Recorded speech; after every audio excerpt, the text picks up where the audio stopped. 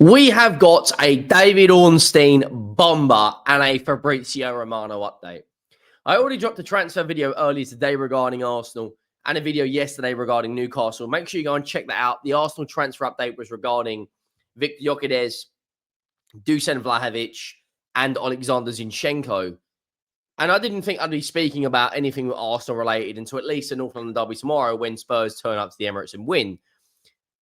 But we have got a David Ornstein bomber and a Fabrizio Romano update. So let's jump straight into it. If you haven't already and you are enjoying the content, go down and hit that subscribe button. We're just under 1,300 subscribers away from hitting 40,000. So if you haven't already, please hit that subscribe button.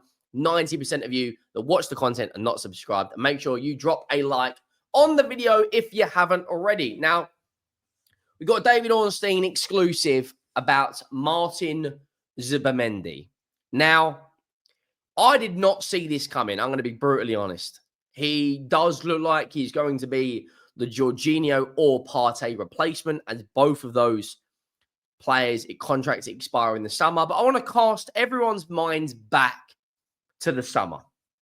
Liverpool had an agreement in place with Real Sociedad for the signing of Martin Zubimendi. While this was going on, Arsenal signed Mikel Merino from Real Sociedad. Now, the agreement Liverpool had in place with Real Sociedad for Martin Zubimendi fell apart regarding personal terms. I believe he wanted to stay in and around Spain, where it's lovely and hot and it's beautiful, to reject the move to England. But times have changed, and we're 6 months down the line, and now he feels it could be time to move to England. Now, one part of this, which is very important, is Arsenal are reigniting that midfield partnership at Real Sociedad because they already have Mikel Merino. Now, that for me could be a very important part of this deal. So David Ornstein exclusive comes out and says Arsenal pursuing to sign Martin Zubimendi from Real Sociedad. AFC working on landing the 25-year-old midfielder next summer for a considerable period, plus reigniting long-term pursuit during process of recruiting Mikel Merino.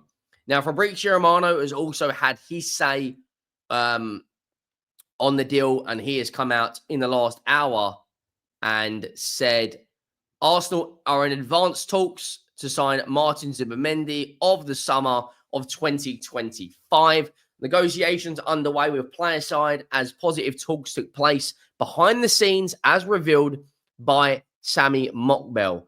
Final key steps still needed. Apologies. Arsenal plan to trigger the 60 million euro release clause. Now, he is a very, very, very good player. He can pull the strings. He can be that midfielder that Arsenal need to partner up with a Declan Rice or with a Mikel Merino that gives a little bit more stability. Now, it's interesting that Arsenal are looking ahead to the summer. In the same summer, they are heavily linked with Nico Williams from Athletic Bilbao. Seems like a bit of a Spanish theme going on there now with Merino and Zubimendi. But are they thinking about this window we're currently in right now? That's an interesting point, and I'll come back to that. On Martin Zubimendi, though, I think he'd be a very, very good signing. He's got a lot of qualities. He's a very good passer of the ball. He's very good. He's very press resistant. He, for me, has got a lot of leadership ability that Arsenal don't have a huge amount of. In terms of his contract, he's on 57,000 euros a week right now, so Arsenal can significantly improve his package at Arsenal. They'd probably be on minimum of 120k. He's got 1 goal and 1 assist in 17 games, but it's these numbers in which Arsenal are signing him for. Aerial duels 1 is very, very good. Blocks is good. Clearance is good. Interceptions is good. Passes attempted is good. Progressive passes. Touches in the attacking penalty area. he's compared to the likes of, I don't really know a huge amount of those players. Edison Alvarez from West Ham. But Arsenal are looking for that, like I said, Partey and Jorginho replacement. If they could bring in Zubimendi and bring in Nico Williams in the summer alongside a Victor Gyökeres, most people would back them to go on and win major honours. But they have to.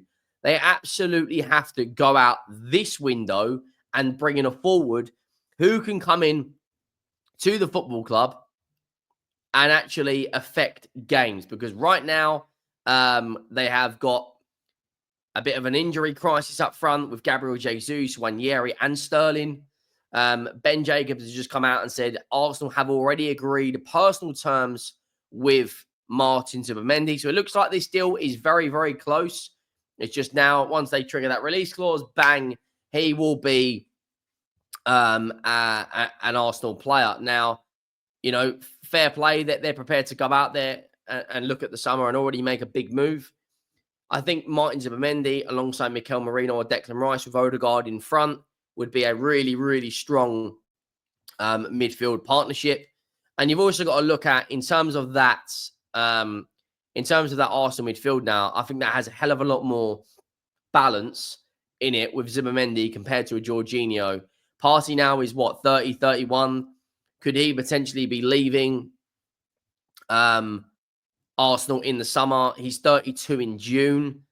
You know, for me, I'm not entirely sure he will still be there come the summer. But in terms of that midfield right now, to have a Zubimendi in a more deep role, Rice is that kind of advanced 8. When you look at this midfield on paper, it gives Arsenal a really, really strong balance across the board. One of my favourite midfields to watch right now is Newcastle. And Newcastle have got the perfect balance between Tonali, who's a very good 6, the pace and power of Joelinton, and you've also got the creativity in Bruno Guimaraes. And that's very similar to what this Arsenal midfield would have. I think it's a lot more stronger with a Zubimendi over a Partey. I don't think he's as versatile as a Partey. You know, Partey has covered at right back a number of occasions, you know, this season. I don't necessarily think you can do that with a, with a Thomas Partey. One thing I will say is, though, they do have a lot of depth at fullback. They've now got Miles Lewis-Skelly who's come through. They've now got, a Calafiori in there as well. They're in a very, very good position right now in terms of defensive cover. It's just going forward now. If they go out and bring a striker in, you know, a Victor Gyökeres, or bring in a, let's say go and bring in a Nico Williams, or today they've been linked to Dusan Vlahovic. You know, I think Arsenal right now, I think they're going to do business this window. And I think going into next season now are in a very strong position. Whether Arteta is going to be there is going to be a different conversation, because right now the knives are out for him. I've put together what I think the Arsenal lineup could look like come the summer after they put in Merino, Williams, and a Victor Gyökeres, if that signing is to happen. I don't think that's going to happen this window. I think the lineup I've put together is a lot more realistic going into next season. Now, that team on paper, obviously we don't know how it's going to play, looks absolutely insane. The defensive strengths they've got at fullback of White and Calafiori, also Timber, Skelly, Tomiyasu, Kivior, you know, and then you've got the midfield strengths as well with Zubimendi, Rice. You'd also have Vieira coming back from loan, potentially Thomas Partey still there, Odegaard in a 10. It's that front line. If you put these two forwards in that Arsenal team right now, they cook. They absolutely cook. And then you've got Havertz as depth, Trossard as depth, Jesus, I'm not sure if he's going to be there.